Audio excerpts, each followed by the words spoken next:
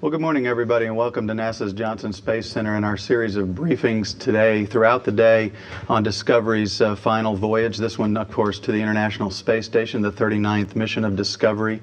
Our first briefing is a program overview. Joining us for this first briefing is John Shannon. He is the Space Shuttle Program Manager. And also joining us is Dan Hartman. He is the manager for ISS Operations and Integration. He also chairs the station's mission management team twice a week, so he stays fully abreast of everything that's going on with all of the international partners around the world. So we'll hear from both gentlemen, and then we'll throw it open for questions. And with that, I'll start with John. Okay, thanks, Kyle. Well, it's good to see everybody again. It's been a while since I've been here to give you an update on the program status. We've been very busy since our last launch. Concerning the STS-133, we had a good program review about 2 weeks ago. We have had a very smooth flow on this vehicle and the stack since STS-131. The program, we really had no issues that we were going to carry forward to the agency flight readiness review on Monday, and more a status of just how things have been going in the program and the processing of this vehicle. We did have one problem that started last week with it's been pretty heavily reported with one of the fuel lines with monomethylhydrazine in it that we use for the thrusters and the orbital maneuvering system engines. And we had a small leak in the plumbing at a flange fitting. And the team has been working that very hard over the last week. You probably have heard that we did some troubleshooting on it. It looked like the leak stopped, but the team, you know, the tenet that we have is that we fly with accepted risk. We don't fly with unknown risk, and I characterize this as an unknown risk case because we didn't understand why we had that small leak. And so the team is working very hard right now to set up all of the equipment to drain the tanks. They'll do in what they call educting, basically take it to dry the system, take it down and do a vacuum on it, get it all safe, and then we'll break that flange open and look at the metal sealing surfaces, look at the two sealing rings. They're like O-rings, they're metal covered with Teflon that are inside there. And we'll understand the situation, and I fully believe the team will get that back together this weekend, and we'll be in good shape to go fly. So that's really the only systems issue that we had for Discovery in preparing for this flight. You know, just a few things about it since this is a program status. It's pretty exciting that Discovery is going to take up the last major United States module to the station. Dan will talk about that some more, plus getting ELC-4 up. I think we're making good on our promise that we would get the space station in the absolute best possible config we could with spares and equipment before we retire the space shuttle. When we came out of the flight readiness review, we set the launch date as November 1st at 4:40 p.m. Eastern Daylight Time. The window for this flight stretches from November 1st through November 7th. The mission is 11 days, and then we have one extra day that we can add. We'll have the consumables we predict to add a 12th day. If we launch at the end of the window on November 7th, we would not have that additional day option. We would run into some issues. So if we launch between November 1st and November 6th, we would have the potential of adding a 12th day. If we launch on the 7th, we would only have 11 days, but the full mission could be completed in that time frame. The range is pretty clear for that time. There was a Delta launch in there. It's moved out to November 15th, which is after landing for us, so that helps us out quite a bit. There's a SpaceX Falcon 9 launch currently on the 8th. It is not an issue for us from the range because we use one of the solid rocket booster recovery ships to go get the Falcon 9 first stage.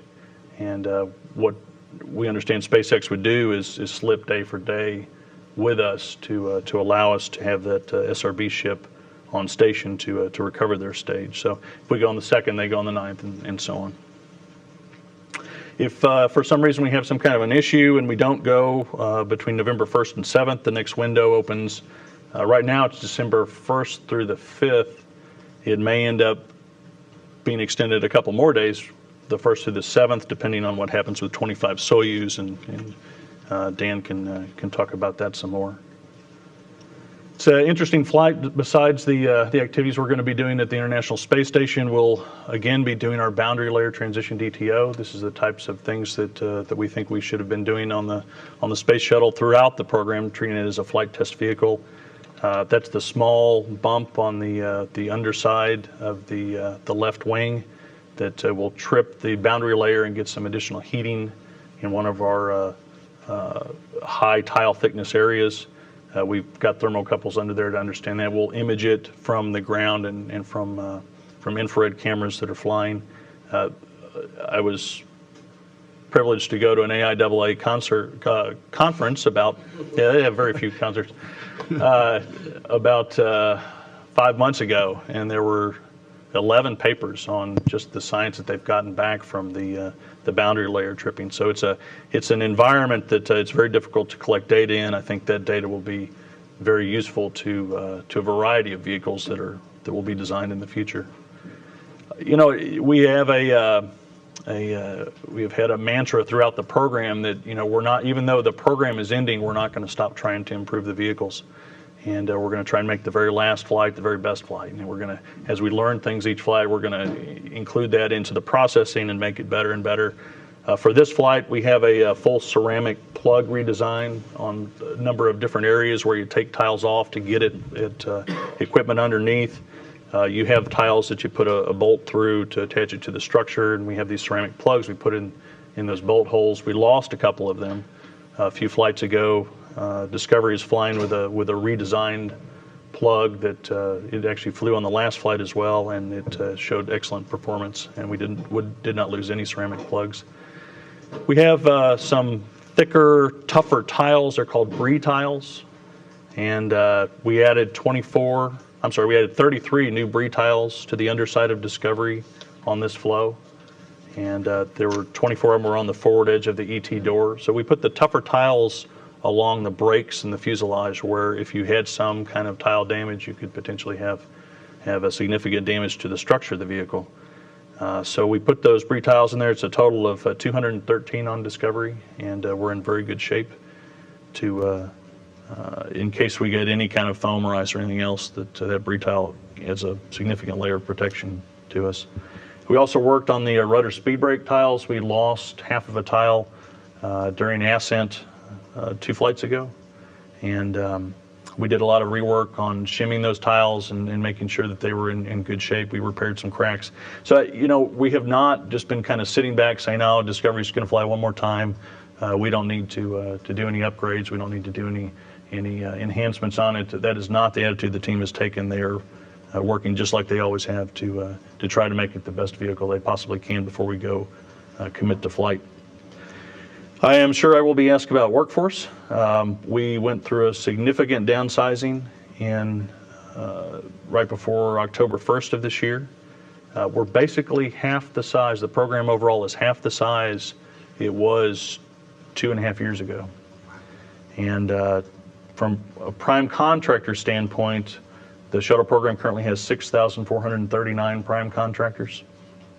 We were at just over 14,000 in 07.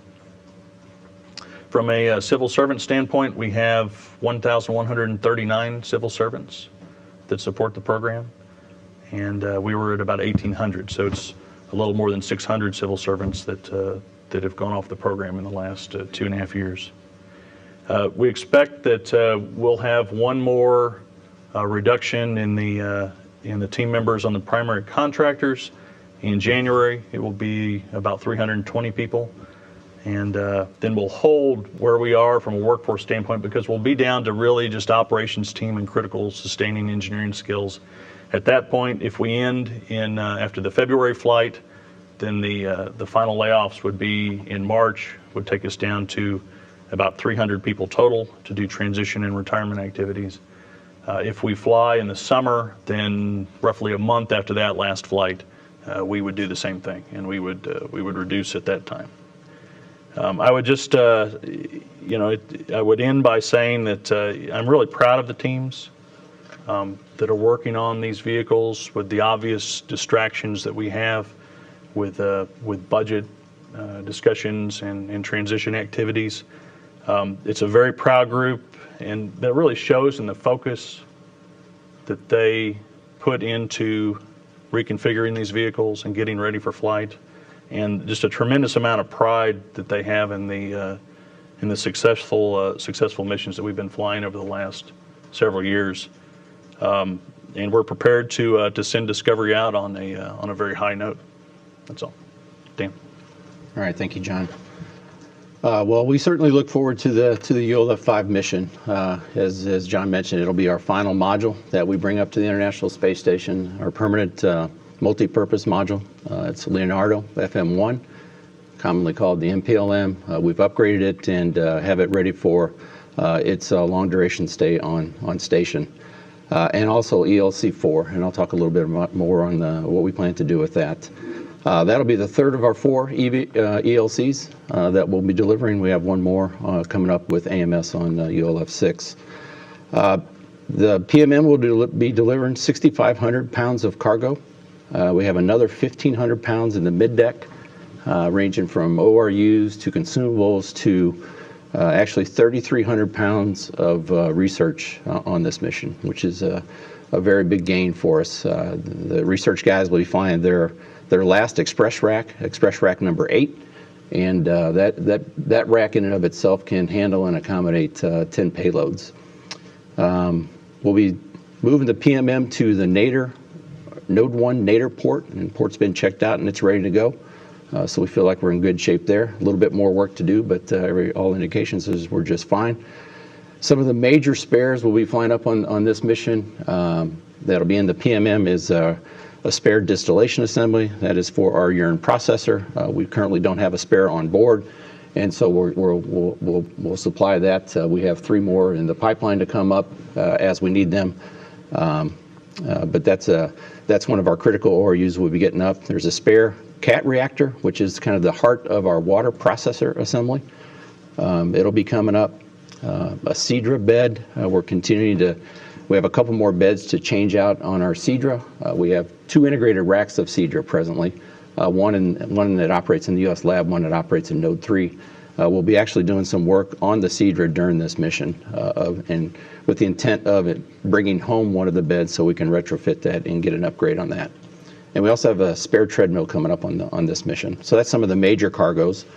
Once we get the PMM on board, it'll be used primarily to help us with our overall stowage and logistics concerns that we've had. As you know, we've been just stuffing these flights completely full. We tend to overflow ourselves on the allowable stowage locations, so we've been making do. We're actually going to spend some dedicated time later this year to really try to go get our pantry set up, our stowage integration efforts in line to make it more efficient for the crews to get to certain pieces of hardware. As far as the ELC-4, it'll be going to the S3 truss, lower inboard. Basically, it's only flying up with 1 ORU. It is one of our radiators, one of our prime radiators of our 6 that we have. It'll be our only spare up on board. And on the bottom side of the ELC, we have 5 what we call FRAM adapters. No ORUs are flying up on those specific locations. 2 of the ORUs that are coming up on HTV2, the FHRC, which is a part of our thermal control system as well, and a box that we call the cargo transfer container. And inside that, it contains 12 of our remote power control modules, our power distribution boxes that go outside. And so when we get to the HTV2, we'll actually have Dexter be taking those off of the pallet that comes up with HTV2 and transferring those over to the ELC. Be 2 EVAs on this flight with the primary duties of preparing and getting the external pump off of the MSS. That's the pump that we had fail on the segment about 3-4 months ago. 3 EVAs to fix it. We ran out of time to relocate that thing back to ESP2, so we'll be doing that on EVA1. And then on EVA2, we'll actually vent the remaining ammonia out of that pump module. all kinds of water transfer, nitrogen transfer, oxygen transfer. The shuttle will be able to top off our airlock tanks. Again, we kind of ran those down about 75 pounds for the EVAs that we conducted for the pump module, so we'll be able to top those off. So we're looking forward to that. As far as the onboard systems on station, we're ready to go. We're ready to support. Our consumables are in very good condition to support this mission. As far as kind of recent activities on board the station, over the last week or so, we have been installing the Sabatier system into the OGA rack, or oxygen generation rack, and actually first time we tried to activate it was last night. We actually did generate water from our Sabatier system, so that is a major accomplishment. Went to processing mode probably around 8 o'clock last night. We subsequently had a shutdown that I think the teams have well understood, and they're probably in the control center now, bringing that system back up to speed. So the Sabatier is kind of the last leg of our regen system. It's taken the carbon dioxide from the Seadra scrubbers. It's taken some hydrogen from the OGA system, combines those, and we produce water, and then vent the gases overboard what we don't use. When up and fully operational, it'll generate about 2 liters per day for us. I mentioned Dexter. We did do a checkout of Dexter with an RPCM several months back. We got into a kind of a high friction force in pulling one of our RPCMs out. And so we stood down on Dexter activity during that time period. Although I would say during that time period, Dexter performed just fine. We just didn't have it configured right with the arms of how to pull that ORU out with the loads that we were seeing. But as far as overall arm performance, controllability, everything associated with Dexter worked just fine. So now we're getting ready to go do the HTV checkout task with Dexter. It'll be, I think, around December. I think we're 12/6 and 12/7. We'll get Dexter back up in operation, and we'll be going to the FRAMs that we're going to bring up on this mission to manipulate them around to get more comfortable, get more runtime on Dexter for the mission that comes up when we do this for real on HTV-2. Science continues on board the International Space Station. We're still somewhere around 25, 30 hours a week. We've actually had some major rack moves this week. Within the complex, we've relocated, or today we will relocate the microgravity science glove box out of the Columbus module and put it in the lab. Room was freed up in the lab once we moved all of our regen racks over to Node 3, and we also moved a Melfi rack earlier in the week as well. As far as our upcoming vehicle traffic, we have a 37P undock on Monday. In fact, we had the go-no-go is probably going on right now in our IMMT. We have a 40P launch on 10/27 with a docking on 10/30. The Russians have moved their EVA-26, their stage EVA-26, a couple days. That'll now be on 11/15. They were talking about back-to-back, close within a week, of EVAs 26 and 27 occurring within a week. They have since slipped out EVA-27. They need to get some additional cargo up on 40P to support that EVA, and so we'll go figure out where we're going to go put Russian EVA-27 in the timeline. But they're targeting sometime in the January time period. With that, and the primary task of EVA-26 is to bring inside a couple payloads that they have out there. 23S landing is still scheduled for 11/29. And that gets us to the next Soyuz launch, and I think most know about the transportation issue that they had on transporting it down to Baikonur. They have since changed out the descent module of the Soyuz. They flew one in from Moscow. It arrived. They have already taken the old descent module out. They've integrated the new descent module in. So integrated testing and hookups, everything they do for pre-launch checkouts are going 24/7. They have indicated to us, though, that it will cause a two-day slip in their launch, and so we're probably going from 11/13 to 11/15.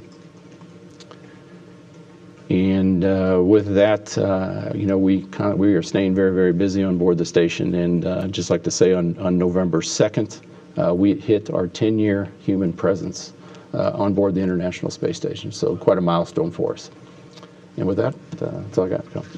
Okay, thanks. We'll take questions here and then check the other NASA centers, KSC and headquarters. And Jeremiah, since you're on that side, we'll work that side and then come over here, and we'll start in the back there with Mark. Thanks, Mark Carreau for Aviation Week. And I had two questions. One for John Shannon. You mentioned sort of a floor on personnel around 300 at the end of the program. And I wonder, I think you're talking contractors on the numbers you gave us other than when you designated civil service. But when you get to 300, will they be in charge of preparing the orbiters for museum duty, so to speak, or is there another activity? Yeah, it's hard to put one number on it, Mark, because it's a sliding kind of scale. There'll be a significant layoff after our last mission, and the vehicle is what we call down mission process, basically safed. Then we'll have the significant layoff. We have identified the personnel that will need to stay around to do things like safing hazardous systems, getting pyrotechnics out. And actually all across, there's shuttle equipment everywhere. And at Marshall Space Flight Center, at Stennis out in California, here at JSC, it will take a small group of people to go through and prepare them to be dispositioned in whatever way they may be. So, and that 300 people is kind of the beginning number, and I would expect in a year it would probably be about half that. And then a year after that, probably half that again. So it's a big job to get through all of the hardware and facility structures that we have. But we've had some time to get the plan together, and I think it's a pretty solid plan. Thank you. I had a question for Dan Hartman, too. You mentioned the descent module change out. And I hope I didn't read too much into this, but you mentioned that it was flown in. And I just wonder if that's going to be like a permanent change in procedure, since there were some questions about whether it was damaged by rail shipment. They have not told us if there's a generic change. I would almost be convinced they're doing this because of the urgency of the schedule that they're trying to meet, and they had it there. They could get it there into the airport, into Baikonur, and then they just trucked it over to their facility. I have no indication that this will be a generic change for them. I know obviously they have the commission out looking into the overall transportation efforts on how it goes from Moscow down to Baikonur. Robert. Hi, Robert Perlman with CollectSpace.com with two questions. First for John. You talked about the improvements made to Discovery and the continual improvements made to the fleet. But given this is the last flight of Discovery, if you can approximate how much of Discovery is as it was the day it launched 26 years ago versus, I mean, is it mostly would you call it mostly a new vehicle versus mostly an original vehicle? How would you describe the condition of Discovery? Thinking. The structure obviously is unchanged from when it rolled out of California, out of Palmdale. The TPS obviously, is mostly the same, other than any damage that might have happened and has been repaired. Payload bay is basically the same. In the cockpit, though, of course, we did the cockpit upgrade with the MEDS system, which is our glass cockpit, which was a significant upgrade to the vehicle. But for the most part, it's as it rolled out of Palmdale, and we've just done some safety and usability improvements, but not that different. Probably the same as any 25, 30-year-old airplane, right? And for Dan, you mentioned the upcoming 10th anniversary of human presence on the space station. Can you give it a report card, how the space station has performed to expectations, fully crewed for 10 years? Well, I'll be biased. I'll give it an A, right? We've struggled at times. Early systems. We had some early MDM problems. We had some early CMG problems. The Russian side, with the Electron and Vozduk. Once we got up kind of the redundancy built into the system, it just made it that much more robust, and we feel like we can rely on each other to get us through any kind of downtimes. And we have those kinds of discussions all the time at the IMT. I mean, it's almost on a daily basis where we talk about, hey, I need to do some maintenance on my system. Make sure you have enough spares on your side to go, pick up the slack. And that's just kind of routine business. So, overall performance, after the Columbia accident, we went down to a crew of 2. That was a very challenging period on the vehicle to maintain it and sustain it. But once we picked up assembly, we had a computer glitch, we had a torn solar array. But then you're into kind of the more nuisance, stuck bolts and latches won't come free, and just got to go out there and deal with it real time.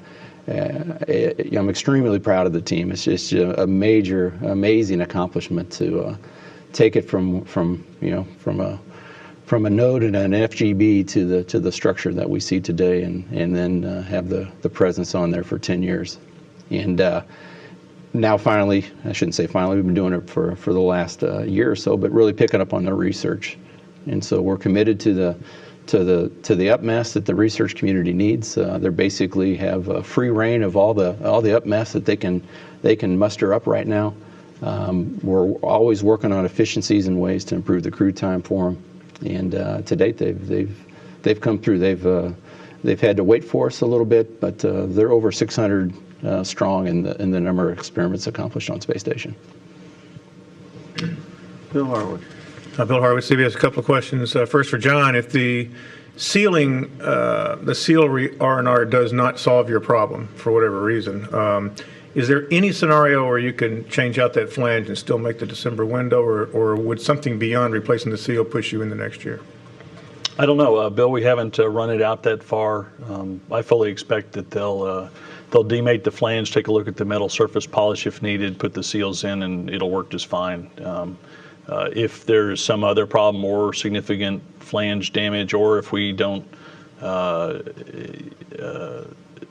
if we damage it somehow in trying to repair it, then we would lay that schedule out, but we have not done that work yet. And for Dan, we were talking before this started about Soyuz entry issues with the pressurization system. Could you go over that again? And given the descent module issue for the flight coming up and a few other little issues they've had, I mean, I don't know that any of these are major in and of themselves, but are there any concerns of workmanship or anything else as the Russians accelerate their flight rate to support ISS as it is today? I mean, that certainly comes to mind, although I think, for the last... typically for the events that are over there, we're involved in. We're on the ground there, so we're listening and hearing, and we're discussing some of the issues that they've had. As far as the O2 system and the leak that they had on the last mission coming home, it actually occurred just a few minutes before the undocking, and the pressure did go up. The PPO2 did go up. It did not violate any of their requirements. As they went through descent before they dropped off the HAB module, they did offload a little bit of pressure to the HAB module, which I think is kind of almost a standard practice for them if they get into this scenario. The crew was trained to do it, and then they had a nominal reentry. I will also tell you that on the last Soyuz that went up, they also had an O2 regulator issue that they are trying to piece these two together and see if there's just some sort of manufacturing, this lot is of any kind of particular concern. And so they're working through that now. They have that commission up and running as well. Early indications to me are they're looking at some seals associated with a valve, but they will report out to us. They report out to us at our readiness reviews. They have their own general design review, much like we have our FRRs over there. That go through all their anomalies, that go through all their open paper. A very, very similar process to what we do, and typically we're in attendance in those. But for the O2, they're troubleshooting it. We actually took, there's a common regulator with the progresses as well, just a couple of days ago, since we have 37Ps getting ready to leave. We've brought all the excess O2 into, basically into the stack to help us out metabolically. And then they have since taken out that regulator as well. And so they're just trying to get more assets and what's going on. And they will They have told us they're doing a thorough inspection of the regulator in this area for the 25S launch. Gina? Asked and answered. Eric, do you have anything? Eric Berger with the Houston Chronicle. Thanks for answering the workforce question, John. I can ask something else now. There's still some uncertainty about the summer flight. Obviously, you guys have to be working on that if you're going to go fly in June or July. Sort of, in terms of your own work group, sort of what is your confidence that that mission is actually going to happen now, and talk a little bit about the challenges of preparing for that mission, but still not sort of having the authorization to go and do it? Yeah, that's a good question. I would first say, what you're talking about is the summer flight, which is right now our rescue vehicle flight, 335. And the discussion is still ongoing, but we have to point out how important that flight is to the International Space Station. And, I think Dan can tell you, in great detail, from a logistics standpoint, I think that 2012 is going to be a real challenge for them. And if there are delays in any of the new vehicles that are expected to deliver cargo to the station, that problem is just going to be exacerbated. And I asked my guys, it's hard to figure out, to compare vehicles and capabilities, but my operations guy said one shuttle flight is roughly equivalent to about 7 Progress flights. Does that sound about right? So if you think about that, I mean, that's an amazing, you can get pretty well on one shuttle. And so getting to fly 135 late is going to give the space station margin from a logistics standpoint to keep 6 crew up, to keep doing the research, to keep doing the utilization, even if some of those new vehicles are delayed by some period of time. When the authorization bill was passed, some people questioned our plan to continue with the workforce downsizing as much as we have. And that was a very difficult decision, but the plan we have put in place allows us to carry through enough money to be able to keep the program going and make the decision on whether we fly 135 as late as possible. We really can't make that decision under a continuing resolution. We need an appropriations.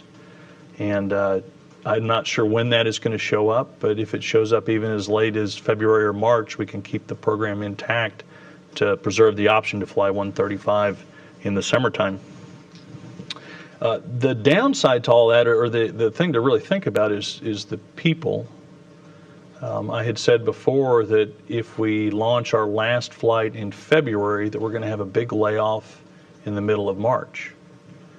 And by law, you have to provide a 60-day notice to those folks that they're going to get laid off. And that would end up being sometime around the middle of January that those notices would go out. What I would like to avoid to stop the stir in the workforce is sending out the layoff notices for March and then turning around 2 months later and saying, hey, just kidding, we're going to actually go until, the summertime. And that's not, in my opinion, very fair for this team. What I think we have done is we have let the team know that that is a possibility. And I've gotten nothing but understanding from the folks. They understand exactly where we are in the authorization appropriation cycle. The team has to prepare Atlantis for flight. We have a good plan to take up logistics even if we flew it as a rescue mission. So there's very little difference between what a 335 rescue flight would look like and a 135 mission would look like. So there's really no difference in our preparation. There's sufficient funding to carry out the decision until very close to February, March, when we would fly 134. We're just trying to optimize it to not perturb the team with layoff notices. So I think the whole team understands the shuttle program is coming to an end. They need to get on with planning their lives, what they're going to do post-shuttle, whether stay in the space community, go to other industries. And we need to allow them the time to do that. And that uncertainty makes that difficult. So the sooner we know, the better. But the process we're in is pretty well understood. I would point out that it's probably a good discussion point to make. We are doing a lot of workforce surveys, a lot of things to kind of gauge the focus and attention of the team, make sure that we're going to fly these very safely. We're also working very hard to have job fairs and workforce transition for the contractor teams to allow them to find new jobs. And I've spent a lot of time with the companies that come to the job fairs, and the common comment from just about everybody I talk to that is a recruiter is that this is not your typical workforce. The engineers that have come into the contractors or to work for NASA directly, they were the best of the best coming out of school, and they have this experience of working in an operational space program. The technicians that have come in work in a safety culture that is unlike any other out there, and they work to incredibly fine tolerances and do amazing work. So I think there has been some more comfort in the workforce that there is a lot of new work out there. In Florida, it's not in Florida. It seems to be outside of the state. In Texas, it seems to be within this area. So the folks that are staying with the program are just kind of savoring the adventure and looking forward after we finish this outfitting of the station and retire the shuttle safely that they'll get on with the next thing, whether they stay in the space community or whether they go and improve the companies in aviation or electronics or IT or oil and gas or wherever they go. And it was related to me, the story of the Avro era, which folks ought to know if you know your space history, that when that program was canceled in Canada in 1959, the probably biggest beneficiary of that cancellation was the Space Task Group at Langley, which eventually came to the Manned Spacecraft Center, which is now the Johnson Spacecraft Center, to execute the Apollo program. And some of the very highest leaders of that program came from the cancellation of that Avro Aero program up in Canada. And I see the same thing happening here. As we release this incredibly talented shuttle workforce that has this background in operational spacecraft, it's going to benefit commercial spacecraft companies, it's going to benefit aviation companies, it's going to benefit electronics companies. I think across the entire spectrum of industry that folks are going to go out and benefit from it. And this workforce is greatly desired. They are finding jobs, and even in this incredibly difficult economy. So I would just say this is not your typical workforce that we're trying to place. Anything else, Eric? I just, maybe to follow up a little bit, what kind of confidence are you working with, at least in your own mind or within your top program people, that the flight is actually going to happen as a logistics mission to the space station? 80, 90% sure it's going to happen? I don't know. Okay. I don't know. I have nothing that's swinging me one way or the other. I told my team it was 50-50. They'd be prepared to fly 335, and that will prepare us to fly 135 if it becomes an option. Mark. Hi, Mark Kirkman, Airspace News. A couple questions. First one would be for John. Can you relate how you're going to approach Discovery post-landing? Do you need to keep it in a certain configuration to give you flexibility with dealing with the next two flights, or is there a certain point where it officially becomes unflight worthy as a vehicle again? And then I have a follow-up. Yeah, that's good, Mark. That's been a debate within the program, is do you keep Discovery in some kind of a flight-ready state to provide spares or provide options? I'm not in favor of that option, although we haven't completely decided it as the program. My opinion is that we need to get on with business, that we need to, once Discovery is at wheel stop, that we can immediately start to reconfigure the vehicle as a display. We are in the middle of a very significant effort to identify hardware off of Discovery and also in the spares that could be used for some future as yet unknown program, or that we would want to maintain as spares for Endeavour and Atlantis. We're also going to pull some off as engineering teaching units so that future generations will be able to take the hardware that was flown on the shuttle and dissect it and understand the engineering and how it was put together. We're also going to go in and look at some hardware on Discovery that has flown for 30 years that we've never looked at before. Things like actuators and some structural areas that are impossible to get to.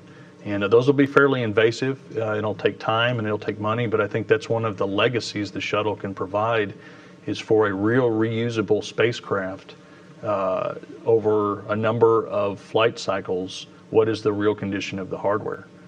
So really 4 areas that we'll be looking at with Discovery is hardware that can be used for future programs, hardware that we would want to have as spares for Endeavour and Atlantis till the end of the program, engineering, test, or education kind of units, and the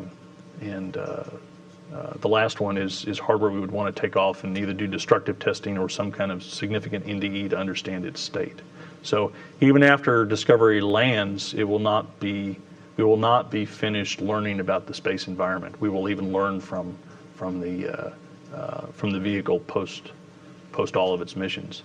That's my goal, is to start immediately on that. It also, because we're in a constrained fiscal environment, it allows me to get that work done and then get that workforce off the books. And that's another, we're having to make tough decisions right now, very difficult decisions as we move forward. And anywhere we can save money and get on with business, that's where we're headed. Right, just to follow up on that, you said the debate's still ongoing. Do you have a date when you have to kind of commit to one path or the other, since we're only about a month away, I guess, from wheel stop? Yeah, it's sure. Go ahead. Oh, I'm sorry, I was going to break the next question. Go ahead. The study is not finished yet as to what hardware we want to pull off, and the total cost is not totally assessed yet. Where I am leaning is to get on with business, and we know immediately post-mission, the down-mission processing will give us some extra time to make that decision. So it's probably about a month after landing we have to have the plan in place. So we still have a little bit of time. And then the last question for John.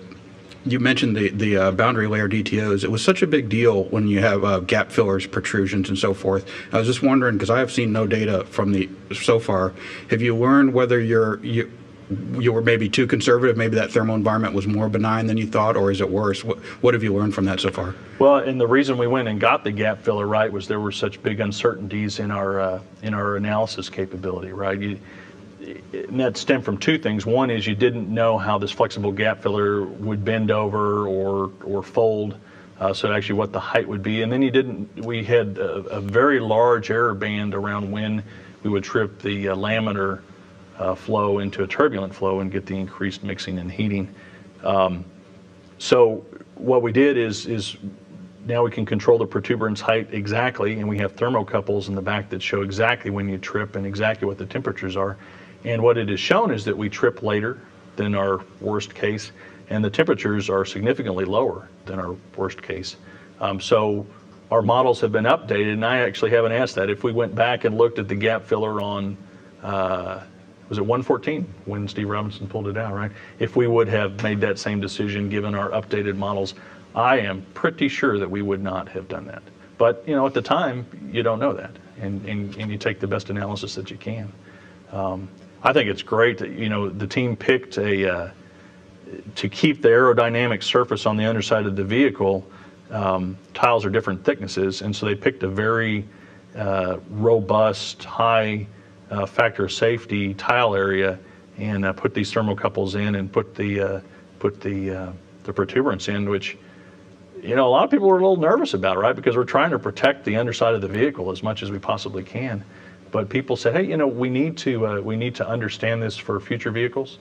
We're also putting a catalytic coating on some tiles that are downstream from that protuberance, and that catalytic coating is what is proposed for the back shell of the Orion. So as you have that very turbulent weight coming off of your heat shield and hitting the back shell of Orion, is the coating that you're going to put on there going to be sufficient? Well, hey, we have a great arc jet in the returning shuttle. We'll put the coating on those tiles downstream from it. You'll get that mixing at Mach 18. You'll get that higher temperature. You can see how that coating does. And you can also see how the difference in that thermocouple under that coating changes from the thermocouple in an uncoated tile next to it. And it's a great experiment, and the team has done a great job pulling it off. And boy, shame on us if we haven't gotten the results out there so that everybody can see them, because it's some pretty impressive work that has been done. Go ahead. It's Philip Sloss with NASASpaceflight.com. I'm not sure if this is for John or Dan or maybe, but I understand there's a fourth EVA is being added to the ULF-6 STS-134 mission. Can you talk about what's going to be added in that fourth EVA? Not off the top of my head. Question for Dan. Yeah, thank you, John. I'm going to have to get back to you. And it's true. We have recently added the fourth, and I'm just drawing a blank on. That's pretty far out in the future there for me when I'm almost a real-time guy. So we can get that for you. Sorry about that. Let's go on PRCB today. So, Oh, is it? You have good sources. So you haven't approved it yet? I have not approved it. Okay, sorry. Get Leroy over here. Anything else? Any other questions over here? Let's come back, Mark. I want to go around to the other NASA centers first, and then we'll catch whatever we can back here. Let's head to the Kennedy Space Center, the launch site, for some questions. This is Marcia Dunn of the Associated Press with a question for Mr. Hartman. Some of the contractors here are talking about if that 135 flight is approved, the word on the street is that perhaps the space station program would like it as late as possible, perhaps fall of 11, maybe even November. Is any serious thought being given to, if it's approved, pushing that flight out a lot beyond June, July? Marcia, not that I'm aware of. Probably some of the discussion goes, are there any critical ORUs that we would like to get up on that 135 that we have in the production flow right now? We haven't really gone through and looked at all the details of where those might end up and how much risk we would think if we accelerated a lot of those developments, would we be there on time and give us a little bit of margin? So that would be the only discussion that I know of that would be pushing around June, July. Certainly that's what we have been thinking and talking about within the program. But we are looking at our critical ORUs list, and if that list happens to pile up, if we get this extra flight, I'm sure that might be a discussion point that we have with that Self will have with John and Gerst and the folks. Thank you. And you have a seventh crew member on board that you haven't mentioned yet, Mr. Hartman. R2, could you just sort of talk about the big picture? I know there are briefings later today on that, but what do you see this robot bringing to the space station program and beyond? The seventh member here pretty soon, not quite yet. Proof of concept demonstration is what it's going to, is what it's all going to be about. The concept is we're going to be operating it from the ground. We'll start slow, build up some tasks to see how useful and how much IVA crew time we can get some efficiencies out of. But I imagine it'll be a technology demonstration for the first year or so, just to prove the concept out. And like you said, there's many more people behind me that can talk really a lot about that. But it's going to be exciting to have Robonaut up there. Hi, it's James Dean from Florida today with a few questions for John and one for Dan if there's time. John, first, if the flyout continues on schedule, can you say at this point exactly how much a 135 flight would cost and how would it be funded? What we asked the Congress for in the appropriations was $600 million extra to extend the program out through the really the July timeframe, and that is still still the figure that we have put out there. We'll see. It's a little bit to Marsh's question as well. If we had the additional $600 million and with the amount of money that we've been able to save through making some of these tough decisions over the last year, I have asked the question, this is probably coming from me, I have asked the question, how late could we fly the 135 mission? And Mr. Sefferdini and I talk about it a lot, and it's a very simple premise, right? Is that if you're doing this to add additional logistics to give you some margin for when your next vehicles are going to come up, it would make sense that the later is the better. And so we've had just initial discussions on from a budgetary standpoint, without really looking at the real logistics schedule or when ORUs are available or range or any of the other constraints that we have for actually launching the vehicle. How late could we go just from a budget standpoint?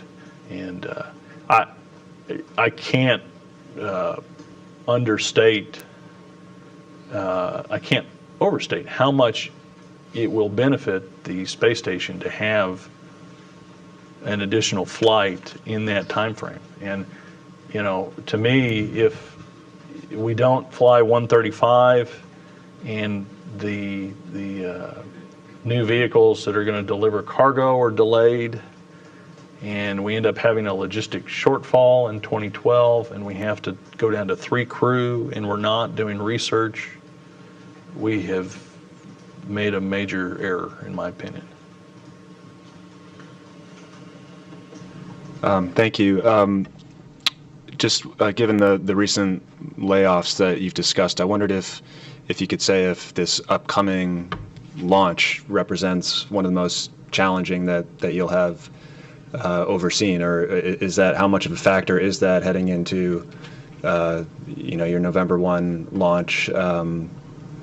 Obviously, momentum overall building toward the end of the program as well, and just wondering, is that making this a different experience for you, or is it just like any other launch that you're getting ready for?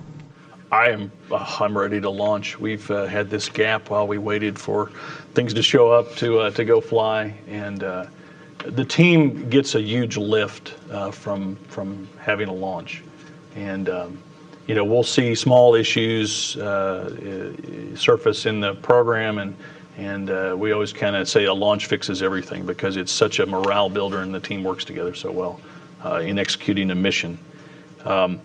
We've been very, very careful in the workforce reductions that we have made to maintain critical skills. Most of the workforce reductions are in the production side. The operations team is fairly intact. Our sustaining engineering team for all of the elements is intact.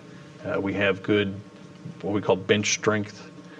I will tell you also that I have been getting a lot of scrutiny from people above me and other organizations that provide oversight to NASA about how are you maintaining safety? How do you know that you have safety in the program? And we're spending a lot of time working on that. We had an independent study done by Brian O'Connor and his Office of Safety and Mission Assurance. And this is nothing that you want to just sit back and accept. You want to keep pushing on it, but I'll read you the results. Was that the government mandatory inspection points, the GMIPs that we do to inspect to make sure that the hardware is received in the proper configuration, that our rejection rates are at historic lows and very stable, that our material review boards, which disposition hardware that is maybe not per print, our rejection rates are still showing a downward trend, so we're not having as much MRB activity. Process nonconformances have been in a downward trend for the last 3 years. They're continuing that. Process escapes that we document, and we bring in quarterly all process escapes in the program, even if it was just to one project, and make sure that we transfer those lessons learned across all the projects. They're at a historic low. Our work authorization documents, technical error rate, basically the instructions that the technicians use to put the vehicles together. We have a 4-year error rate that is continuing to decline, and the overall rate is stable below 1 error per 1,000 pages, which was our goal. And in-flight anomalies, which since return to flight, we classify, I think, everything as an anomaly. We don't have any of these. Well, it didn't work quite right, but we're not going to call it anomaly games. We don't do that. The last 3 missions have been below our 12-mission average. Now,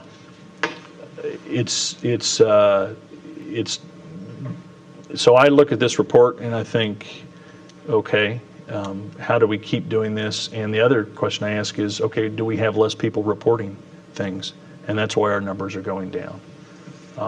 And so we've done studies on the human side and to make sure that the reporting process is the same as it has been, and that we're getting equivalent data from previous flights. One of the reasons it's lower is we're not in production anymore. But most of these things are after things are produced and they arrive at Kennedy Space Center for integration. So overall, the program is very healthy, but I have a very high sense of paranoia that this is a very difficult time for the team, and we need to be incredibly vigilant.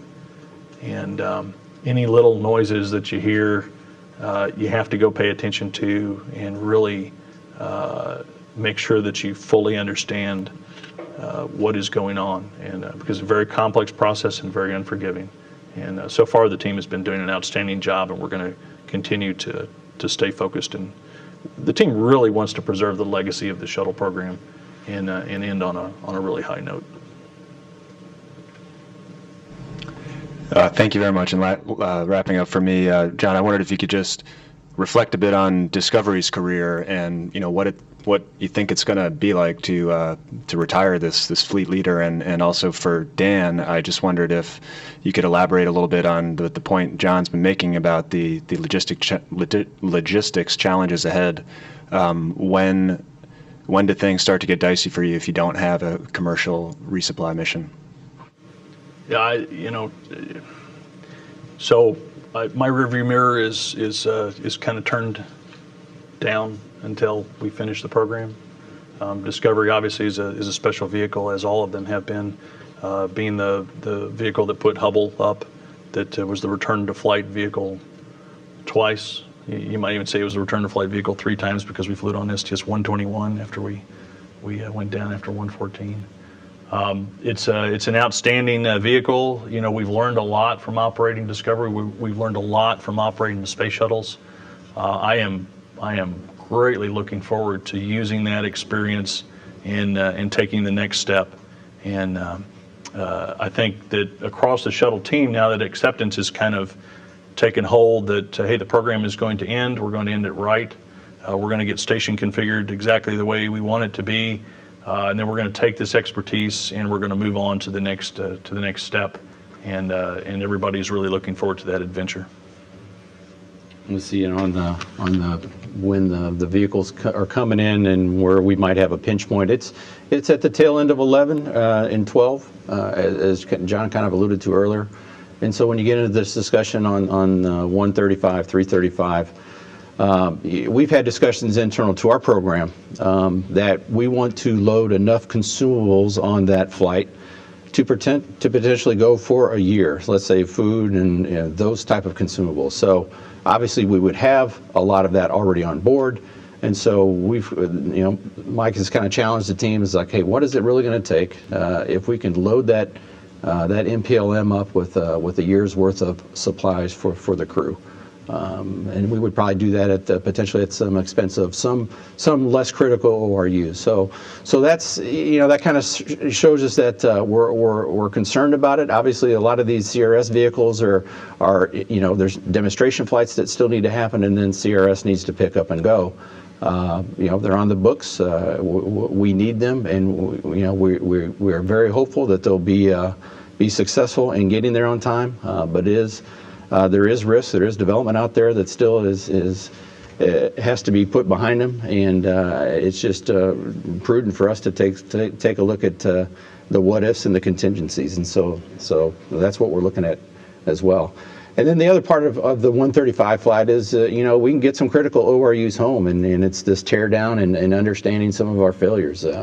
We have the pump module that we're preparing, like I said, on these EVAs to bring that home potentially on that flight. So that'd just be a great source of information to try to further understand the root cause of why that pump went down. Hey, it's Bobby Block from the Orlando Sentinel with a few questions for John. First is, could you tell us a little bit about how the flow is going for 134? There's a few rumors around that there's some payload issues again and there might be a delay. And linked to that, I was wondering about when you were talking about earlier about looking at the idea of possibly when you're talking to Mike Suffredini about pushing things back. I mean, what would be the latest time that you would contemplate a pushing 135 out? Bobby, hey, on 134, I have no idea. Yeah. We've talked about delaying it one day to February 27th, but that was not an issue with payloads at all. Maybe so an ATV backup docking capability or something like that. I haven't heard of any payload issues either from AMS, ELCs. So if you have a more specific, I'd be happy to answer that. As far as how far could we push back June flight, it all depends on money, and we'll see. I don't have my actual costs from October since this is the first, we're still in October. And I'll have those in December timeframe, and I'll understand better the impacts of the layoffs that we did. And as we go through, if we see what the appropriations numbers are, and we work with headquarters on the money, then that will define how far out we can stretch this program.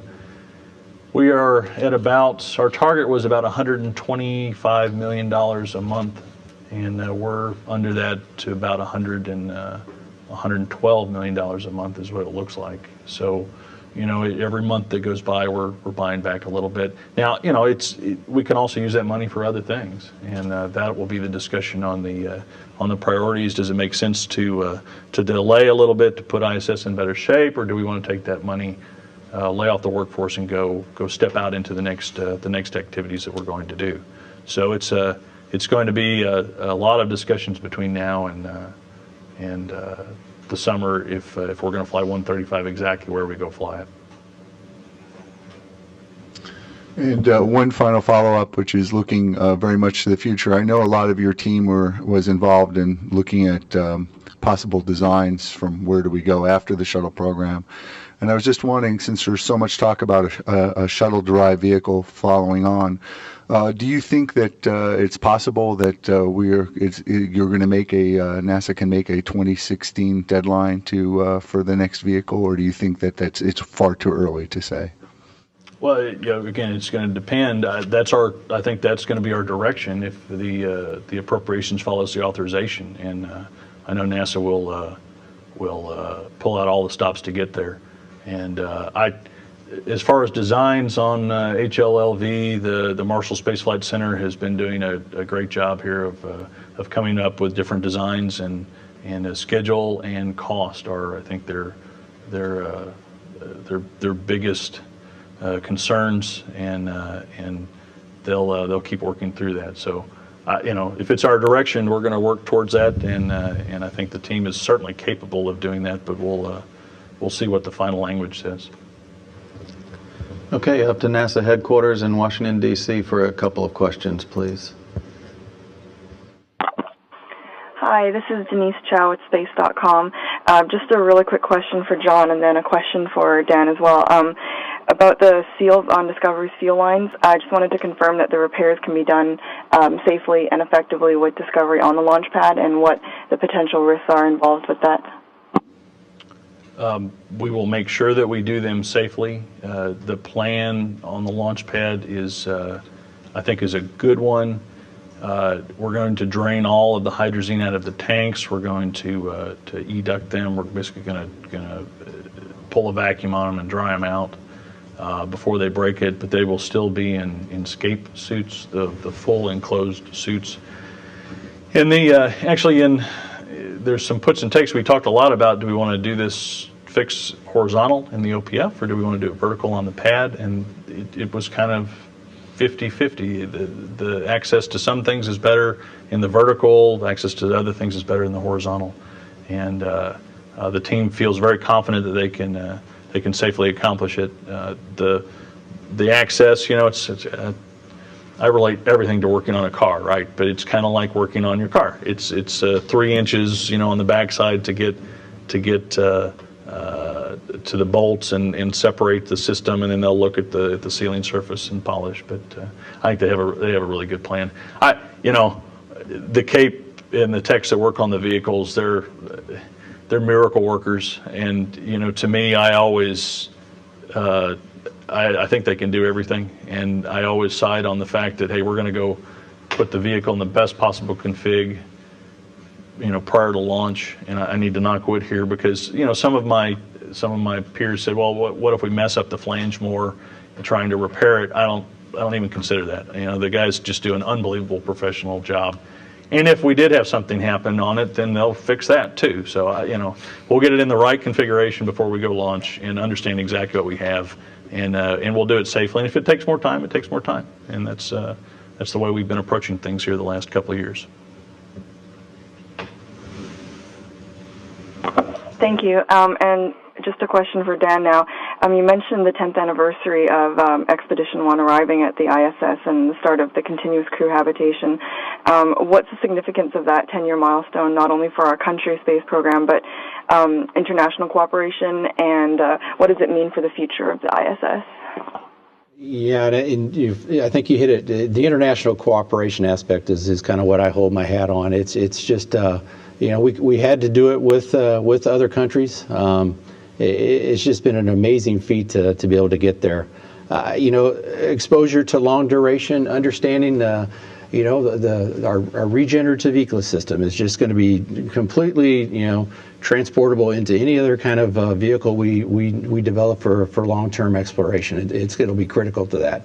All the medical research, all the human research that we're doing to understand the effects on the human body, in my mind, just directly applicable. So.